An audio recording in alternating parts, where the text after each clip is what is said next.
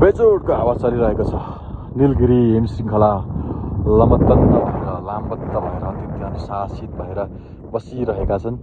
अनि यहाँनेरि धौलागिरीको फेदमा यो सितामे पहाड, यो हिमाल चाहिँ धौलागिरी हो। धौलागिरीको हामी शिखर नजिकै छौँ र यो धौलागिरीले यो नीलगिरीलाई यति निष्ठापूर्वक, यति प्रेमपूर्वक, यति नियमित रूपमा हेरिरहन्छ।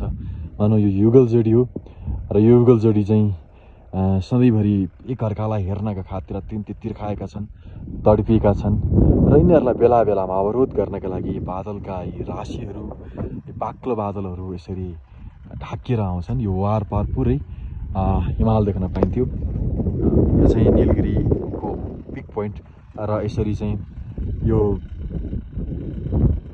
हिमगिरी र यो चाहिँ धौलागिरीलाई हेर्दै आफ्नो पनि केही प्रेमका चाहिँ गाथाहरू चाहिँ कोर्ने, लेख्ने मन जरुर रहेको देखिन्छ।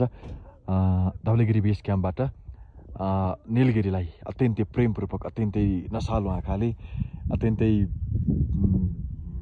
आकर्षक आँखाले, अत्यन्तै प्रेमिला आँखाले, अत्यन्तै नियमित रूपमा हेरिरहँदै मैले तपाईँलाई यो दृश्य देखाउँदैछु। मुस्ताङ जिल्लामा छ यो चाहिँ धौलागिरी बेस क्याम्पबाट नजिकै रहेकी धौलागिरीकी प्रेमिका हुनुपर्छ या प्रेमी हुनुपर्छ। यो हिमगिरीलाई चाहिँ हामी यसरी देखाउँदैछौँ, हेर्दैछौँ।